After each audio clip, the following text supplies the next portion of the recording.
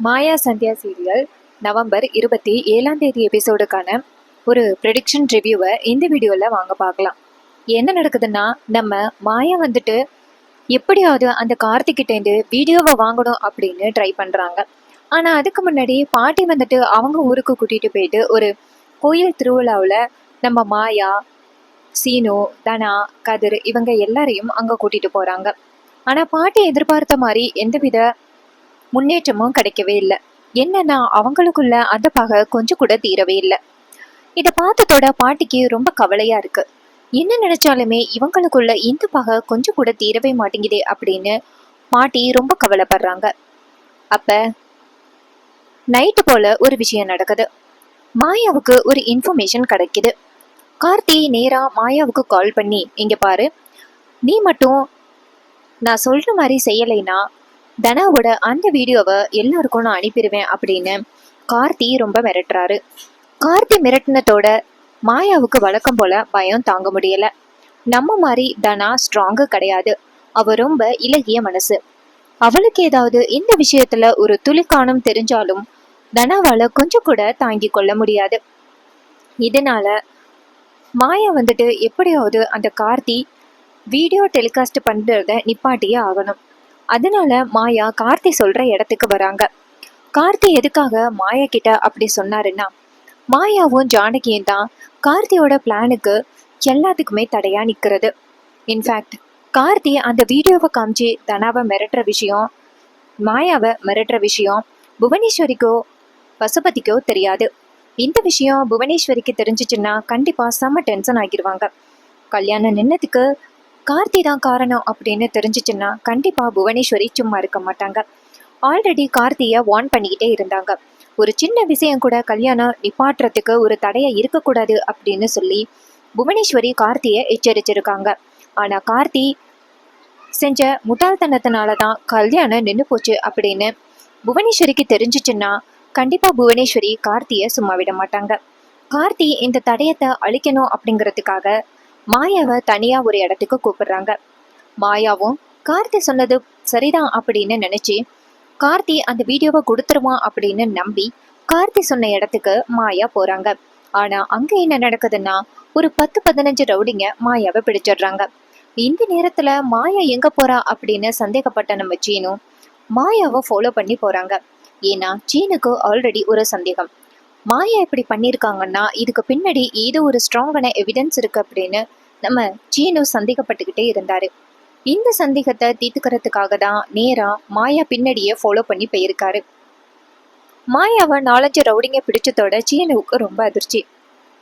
இங்க என்னடா நடக்குது, எதுக்கு மாயாவை இவனுங்க பிடிச்சிருக்காங்க அப்படின்னு சீனு மாயாவை காப்பாத்த போறாரு. அந்த நேரத்துல டக்குன்னு சீனுவை மற்ற ரவுடிங்க பிடிச்சிடுறாங்க. அப்ப மாயா கத்துறாங்க, சீனு எதுக்காக இங்க வந்த அப்படின்னு. சீனு கேக்குறாரு, நீ எதுக்காக மாயா இங்க வந்த, உன்னை யார் இங்க வர சொன்னது, இவனுங்கெல்லாம் யாரு, எதுக்காக உன்னை துரத்தினானுங்க அப்படின்னு. அப்ப மாயா சொல்றாங்க, சீனு அது கண்டிப்பா உன்னைக்கிட்ட என்னால சொல்ல முடியாது, நீ தயவு செஞ்சு இந்த இடத்துல இருந்து தப்பிச்சு போயிரு சீனு அப்படின்னு. சீனு சொல்றாரு, உன்னை விட்டு என்னால எங்க மாயா போக முடியும் அப்படின்ட்டு சொல்ல, அப்ப ஒரு ரவுடி, ஓ அப்படியா, அப்ப மாயா உன் கண்ணு முன்னாடியே உன் புருஷன் சாகிறத பாரு அப்படின்னு சொல்லிட்டு சீனுவை பிடிச்சு தள்ளிவிட்டு சீனு வேலை மண்ணெண்ணெய் ஊத்தி கொளுத்த போறாங்க.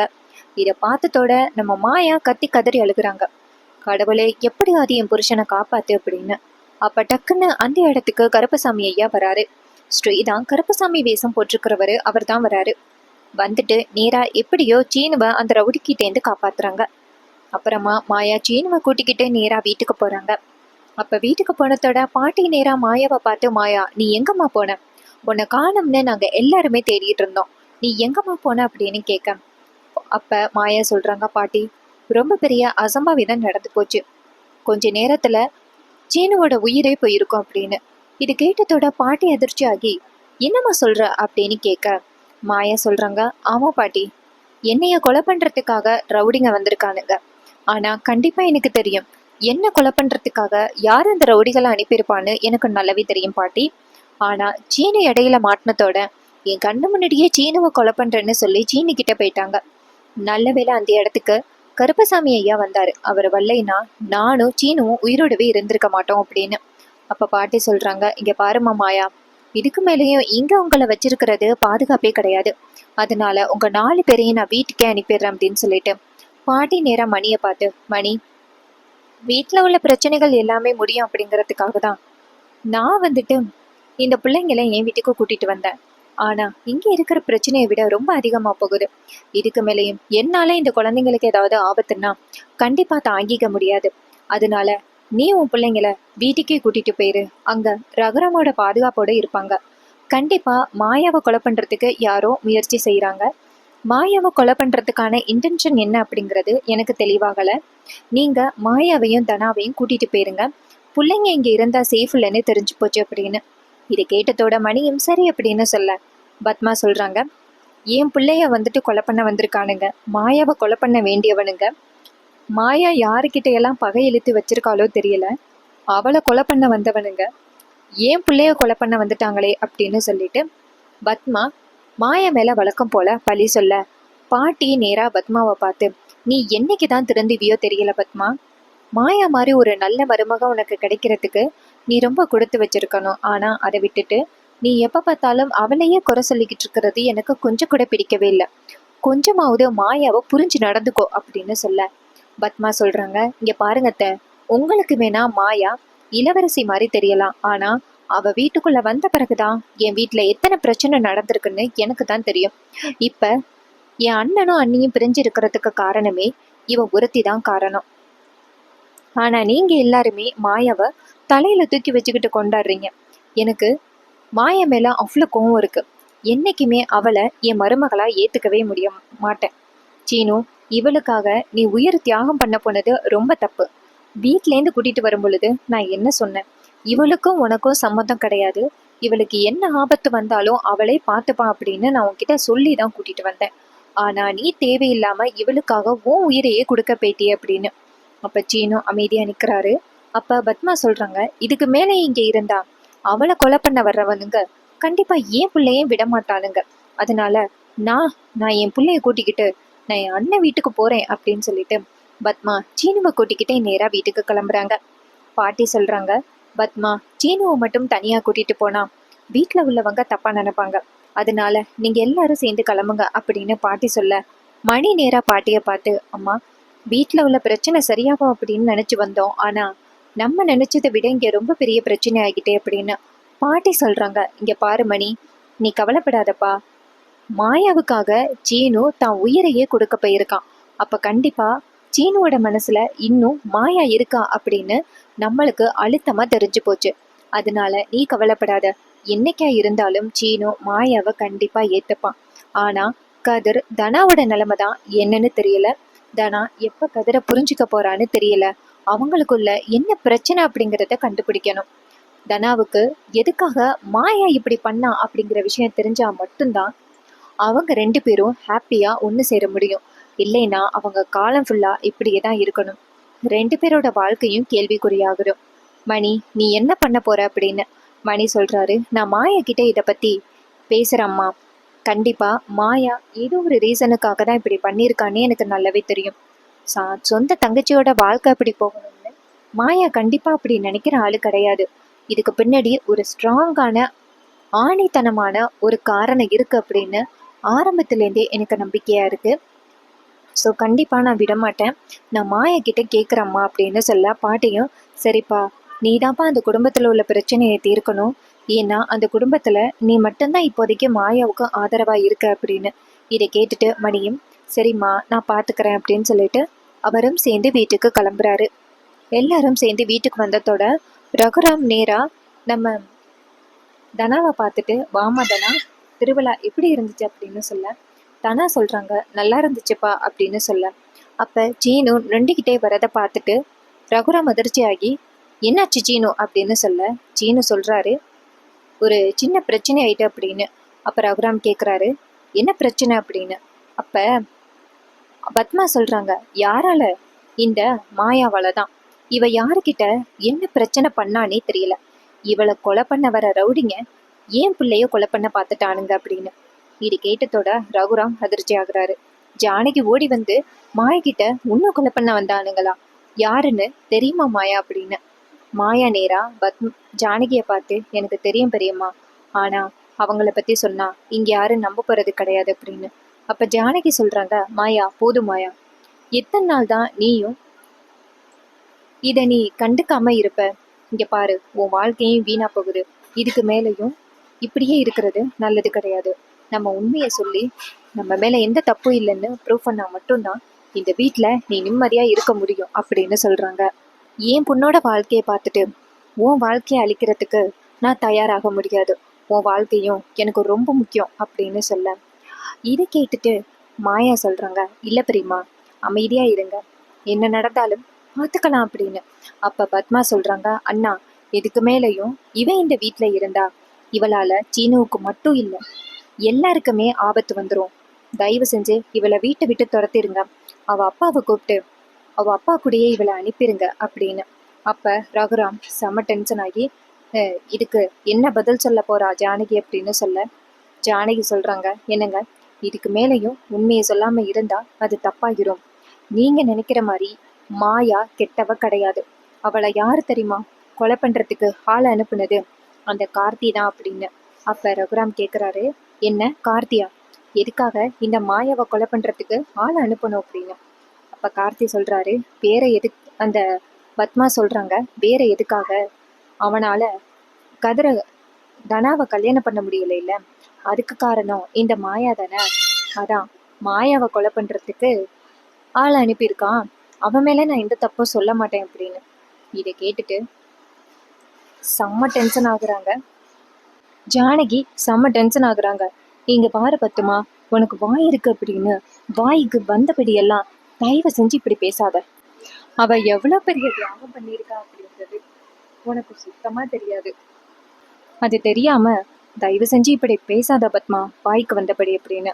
பத்மா கேக்குறாங்க, என்ன நீ ஆரம்பத்துல இருந்து அவ தியாகம் பண்ணியிருக்கா அப்படின்னு சொல்றீங்களே தவிர்த்து, அப்படி அவ என்ன பண்ணியிருக்கா அப்படிங்கிறத ஏன் சொல்லாம மறைக்கிறீங்க? அப்படி அவ எவ்வளவு பெரிய தியாகம் தான் பண்ணியிருக்கா அப்படிங்கிறத நாங்க தெரிஞ்சுக்கலாமே அப்படின்னு. இதை கேட்டுட்டு மாயா வந்துட்டு நேரா ஜானகியை பார்த்து, பெரியம்மா தயவு செஞ்சு அமைதியா இருங்க அப்படின்னு சொல்ல, அப்ப ஜானகி சொல்றாங்க, இல்ல மாயா, இதுக்கு மேலே அமைதியா இருந்தா அது எந்தவித பிரயோஜனமும் இல்லை. உன் வாழ்க்கைக்காகவும் நான் பார்க்கணும்ல. என் பொண்ணோட வாழ்க்கையை பார்த்துக்கிட்டு உன் வாழ்க்கை கேள்விக்குறியாகிட்டுன்னா யார் என்ன பண்ண முடியும்? நான் விடமாட்டேன். கண்டிப்பா நான் இந்த உண்மையை சொல்லிதான் ஆகணும். சொல்ல வேண்டிய கட்டாயத்துல இருக்கேன் அப்படின்னு சொல்லிட்டு ஜானகி நேரா ரகுராமா பார்க்க, அப்ப பத்மா கேக்குறாங்க, ஆரம்பத்திலேருந்து இதான் சொல்லிக்கிட்டு இருக்கீங்க, ஆனா உண்மையை மட்டும் சொல்ல மாட்டேங்கிறீங்களே, சொல்லுங்க அப்படின்னு. அப்ப ஜானகி சொல்றாங்க, மாயா இதெல்லாம் எதுக்காக தெரியுமா பண்றா? கார்த்தி ஒரு வீடியோவை வச்சு மாயாவை மிரட்டிக்கிட்டு இருக்கான், அதுவும் தனாவோட வீடியோவை வச்சு அப்படின்னு. இது கேட்டதோட பத்மா சிரிக்கிறாங்க, என்ன இப்படி கேவலமான ஒரு ரீசன் அவங்களால எப்படி சொல்ல முடியுது அப்படின்னு. அப்ப ஜானகி சொல்றாங்க, இப்ப கூட நீங்க கார்த்தி வீட்டுக்கு வந்தீங்கன்னா அதை ப்ரூவ் பண்றதுக்கு ரெடியா இருக்கேன் அப்படின்னு. அப்ப ரகுராம் டக்குன்னு, அது மட்டும் பொய்யா இருந்துச்சு, மாயா இந்த வீட்டிலேயே இருக்கக்கூடாது சரியா அப்படின்னு சொன்னதோட ஜானகி சொல்றாங்க, சரிங்க, இந்த சவாலுக்கு நான் ரெடி அப்படின்னு சொல்ல, நேரா எல்லாரும் சேர்ந்து கார்த்தி வீட்டுக்கு போறாங்க. புவனேஸ்வரி அவங்க வரதை பார்த்துட்டு அதிர்ச்சியாகி, என்ன இது, ஜானகி குடும்பத்துல உள்ளவங்க இங்க வராங்க அப்படின்னு. பசுபதி சொல்றாரு, ஒருவேளை தனாவை மறுபடியும் கார்த்திக்கு கல்யாணம் பண்ணி வைக்கிறதுக்காக கேட்டு வந்திருக்காங்களோ அப்படின்னு. புவனேஸ்வரி சொல்றாங்க, அப்படி கூட இருக்கலாம் அப்படின்ட்டு கார்த்தியை கூப்பிட கார்த்தி அந்த இடத்துக்கு வராரு. அப்ப ரகுராம் நேரா இங்கேருந்து வந்துட்டு கார்த்திகிட்ட, டேய் உன் ஃபோனை குடுறா அப்படின்னு கேட்க, கார்த்தி கேட்குறாரு, ஏன் ஃபோனா, எதுக்கு என் ஃபோனை கேட்குறீங்க அப்படின்னு. அப்ப ஜானகி சொல்றாங்க, பொறுக்கி இப்போ ஃபோனை கொடுக்குறியா இல்லையாடா அப்படின்னு. அப்ப கார்த்தி சொல்றாரு, என் ஃபோனை கொடுக்க முடியாது, என்ன பண்ணுவீங்க அப்படின்னு. அப்ப புவனேஸ்வரி கேட்குறாங்க, ரகுராம் எதுக்கு ஃபோனை கேட்குற அப்படின்னு. அப்ப ஜானகி சொல்றாங்க, என் பொண்ணை தப்பா வீடியோ எடுத்து வச்சுக்கிட்டு என் குடும்பத்தையே அவன் மிரட்டுறான் அப்படின்னு. இது கேட்டதோட புவனேஸ்வரி சொல்றாங்க, அப்படியெல்லாம் கார்த்தி பண்றவனே கிடையாது, எங்க பிள்ளைய பத்தி எங்களுக்கு தெரியும், தேவையில்லாம எங்க பிள்ளைய தப்பா பேசாதீங்க அப்படின்னு. அப்ப கார்த்தி அமைதியா இருக்காரு. அப்ப ரகுராம் சொல்றாங்க, உங்க வீட்டு பிள்ளை தப்பு பண்ணலைன்னா அந்த போனை கொடுக்க சொல்லுங்க அப்படின்னு. அப்ப புவனேஸ்வரி பயந்து திரு திருன்னு முழிக்க, அப்ப புவனேஸ்வரி நேரா கார்த்தியை பார்த்துட்டு, கார்த்தி அந்த ஃபோனை கொடுப்பா அப்படின்னு சொல்ல கார்த்தி ஃபோனை கொடுக்கல. அப்போ பசுபதி கேட்குறாரு, கார்த்தி ஏன் மானத்தை வாங்குற, ஃபோனை கொடு, அதான் இதில் எதுவுமே இல்லையே அப்படின்னு. அப்போ கார்த்தி அமைதியாக இருக்க. அப்போ ரகுராம் நேராக கார்த்தி பக்கத்தில் வந்துட்டு ஃபோனை கொடுறா அப்படின்ட்டு ஃபோனை பிடுங்கி உள்ள கேலரியை போயிட்டு செக் பண்ணி பார்க்க, அதை பார்த்துட்டு ரகுராம் அதிர்ச்சி ஆகுறாரு.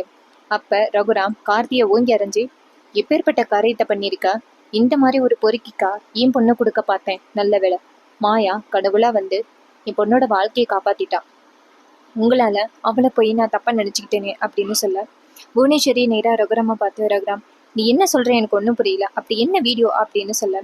அப்போ ரகுராம் நேராக புவனேஸ்வரி கிட்ட இந்த வீடியோவை பாரு அப்படின்னு சொல்லிட்டு காமிக்க, புவனேஸ்வரி அந்த வீடியோவை பார்த்துட்டு ரொம்ப அதிர்ச்சி ஆகுறாங்க.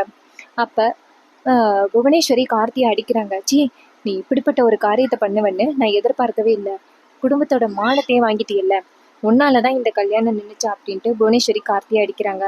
பசுபதி சொல்கிறாரு, புவனேஸ்வரி நம்ம பிள்ளைய அடிக்காது அப்படின்னு. புவனேஸ்வரி சொல்கிறாங்க, இவனால தான் கல்யாணமே நின்று போச்சு அப்படின்னு சொல்லிட்டு அடிக்கிறாங்க.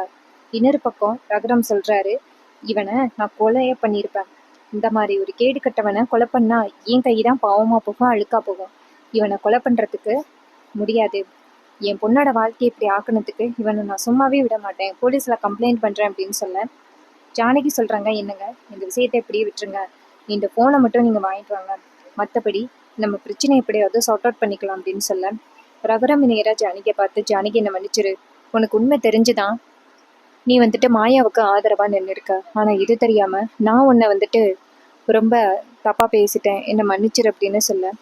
இதை கேட்டுட்டு ஜானகியும், பரவாயில்லைங்க, நம்ம பொண்ணுக்காக தானே நீங்கள் அப்படி கோவப்பட்டீங்க, வேறு எதுக்காகவும் கோவப்படலையே, உங்கள் மேலே நான் என்றைக்குமே தப்பு சொல்ல மாட்டேன் அப்படின்னு சொல்ல. இதை கேட்டுட்டு ஜானகி சொல்கிறாங்க, சரி வாங்க வீட்டுக்கு போகலாம் அப்படின்னு சொல்லிட்டு எல்லாரும் வீட்டுக்கு கிளம்புறாங்க. உண்மை தெரிஞ்ச தனாவுக்கு ரொம்ப அதிர்ச்சி ஆகுது. கார்த்தி இப்படிப்பட்ட ஒரு வேலையை பண்ணிட்டாரா, நான் அவரை உயிருக்கு உயிராக லவ் பண்ணேன், கடைசியில் அவர் எனக்கு இவ்வளோ பெரிய துரோகத்தை பண்ணிட்டாரே அப்படின்னு சொல்லிட்டு தனா வந்துட்டு அழுகுறாங்க. மாயா போயிட்டு நேராக தனா கிட்ட, இங்கே பாரு தனா, அப்படிப்பட்ட ஒரு ரவுடியை நீ கல்யாணம் பண்ணக்கூடாது அப்படிங்கிறதுக்காக தான் நானும் கதிரும் ஆரம்பத்துலேருந்து உன்னை எச்சரிச்சுக்கிட்டே இருந்தோம், ஆனால் நீ தான் கொஞ்சம் கூட கேட்கவே இல்லை, பாத்தியா அவன் எப்படிப்பட்ட ஒரு வேலை பண்ணியிருக்கான்னு, அவன் சரியான பொறுக்கிதானா, தயவு செஞ்சு அவனை நம்பாத அப்படின்னு. இப்போ தனா சொல்கிறாங்க, இவ்வளோ உண்மை தெரிஞ்ச பிறகும் நான் எப்படி மாயா அவனை நம்புவேன், என்னை மன்னிச்சிரு மாயா, எனக்கு ஒரு அக்காவா ஒரு அம்மாவா இருந்து நீ என் வாழ்க்கையை வந்து சரிப்படுத்தியிருக்க, ஆனால் நான் உன்னை நம்பாமல் இருந்திருக்கேன், என்னை மன்னிச்சிரு அப்படின்னு. மாயா சொல்கிறாங்க, இதுக்கப்புறம் நீ எப்படியாவது பழசையெல்லாம் மறந்துட்டு கதிரை உன் வாழ்க்கை துணையை ஏற்றுக்கிட்டு நல்லபடியாக வாழ பாரு அப்படின்னு. தனா சொல்கிறாங்க, என்னால் கதிரை ஏற்றுக்க முடியுமா எனக்கு தெரில, என்னதான் இருந்தாலும் அவன் என் கழுத்தில் கட்டாய தாலி கட்டியிருக்கான், அது என்றைக்குமே என்னால் மறக்க முடியாது அப்படின்னு. இது கேட்டுட்டு மாயா சொல்கிறாங்க, பழசை மறந்துட்டு உன் வாழ்க்கையை ஆரம்பித்தாதான் நல்லாயிருக்கும் அப்படின்னு சொல்கிறாங்க. இதை கேட்டுட்டு மாயாவும் சரி அப்படின்னு சொல்கிறாங்க. ரொம்பவே சூப்பராக இந்த எபிசோடு இருந்துச்சுன்னா மறக்காமல் நம்ம சேனலை சப்ஸ்கிரைப் பண்ணிக்கோங்க. இது வரைக்கும் இந்த வீடியோவை தொடர்ந்து பார்த்தவங்க எல்லாருக்குமே ரொம்ப நன்றிங்க. அடுத்த வீடியோவில் பார்க்கலாம். தேங்க்ஸ் ஃபார் வாட்சிங்.